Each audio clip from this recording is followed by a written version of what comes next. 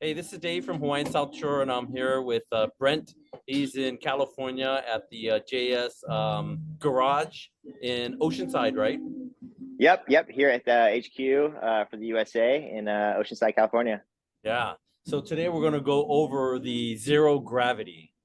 Yep, And yep. if you can tell me a little bit about the zero gravity and all the features and what kind of surf it's for and what kind of surfer it's for too, surf Yeah, level.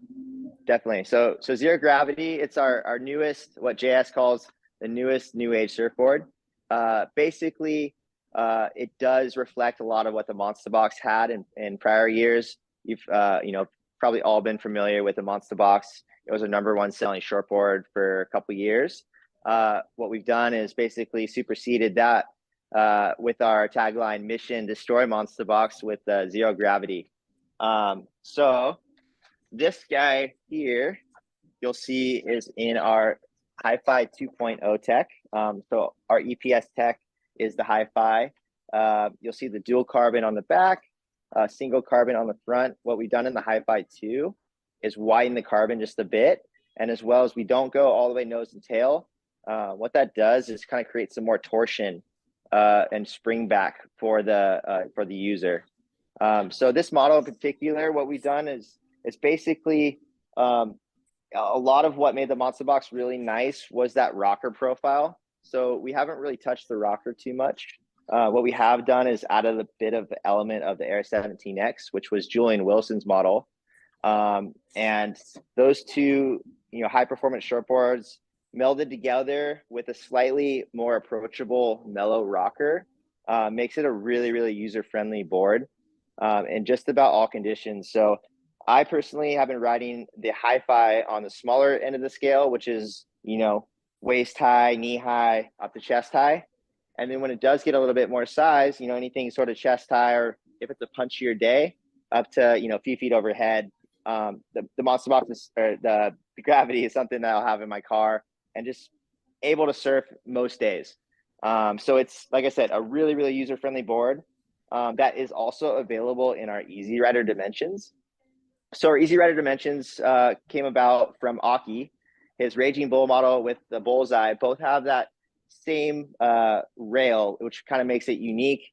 He's able to pack a lot of liters into the board without it feeling bulky. And JS himself, Jason, he does use the Easy Rider rail for most of his boards. So it's someone who's, maybe dropped off a little bit in the paddle power, but still wants to keep up. Or someone who's maybe doesn't want to have to give quite the same effort, when it does get a little bit larger. So the Easy Rider dimensions are available in this model. Okay. So the zero gravity is pretty much just a everyday small wave board.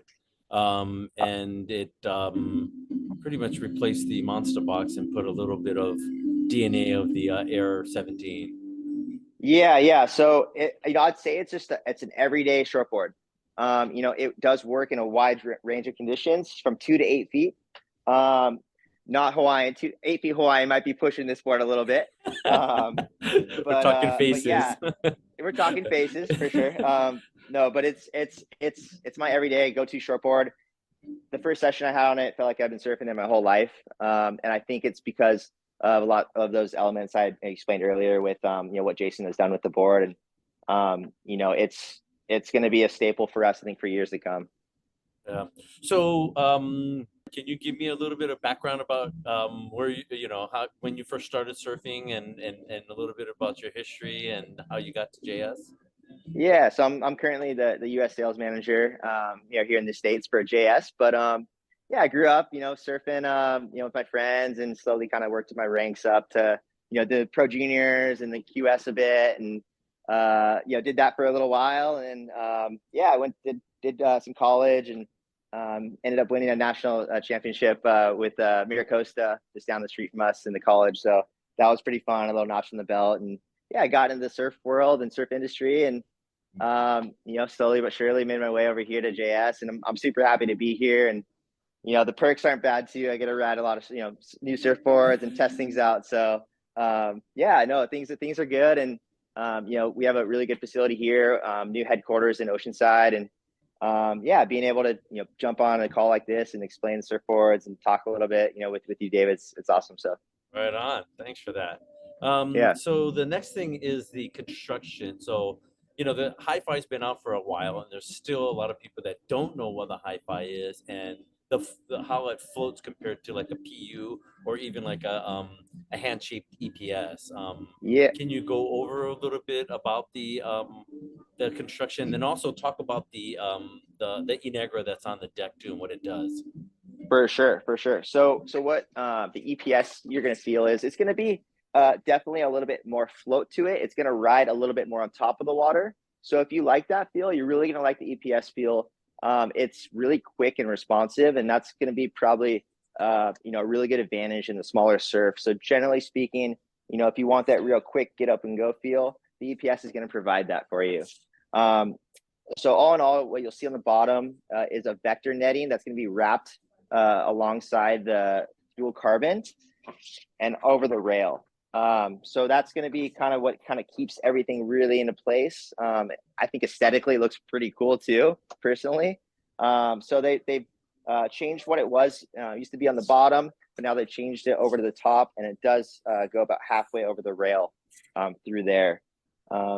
So yeah, like I had mentioned, previously, smaller end of the scale, I generally go with the hi-fi. When it does get a little bit bigger, I'll go with the PU. But for most days, like I've been pushing it, some of our bigger swells here recently, and it's handled great. It doesn't feel chattery. It feels really connected to my feet. So I think with that hi-fi 2 tech, with the combo of the board itself, it's provided, so far. And yeah, it's like I said, it's in my car about all days. So just got to know I can surf it, from 2 feet to 8 feet. So Yeah. yeah, it's a good one. So the construction, what do the pros are saying compared to like a PU? Is it, because some EPSs or the epoxy boards, they feel super floaty. They feel like Yeah. they're like 3 to 4 liters more. Is this Yep. more a little bit more denser kind of a foam, so it's not as floaty? No, it is our standard EPS foam, but what we do, we do shave down the rail, just the hair, just to counteract that bit of flotation that you'll receive. Oh, Yeah, so compared to the PU counterpart, it's gonna feel pretty close. Although the EPS feel versus the PU feel is always gonna be there no matter what, I think. yeah. But you do actually get a little bit of that rail shaved off here to kind of counteract that EPS flotation that you'll receive. So Oh, yeah, it's for someone looking to kind of keep within that same leader range you're usually with, without having to try to figure out exactly what I should order less with or less thickness. So it does kind of keep everything real straightforward for the consumer, and yeah, something they can just jump on one or the other back and forth, and utilize that same philosophy for some other models. oh, good. Okay. Oh, right on. Thank you very much. Yeah. Yeah.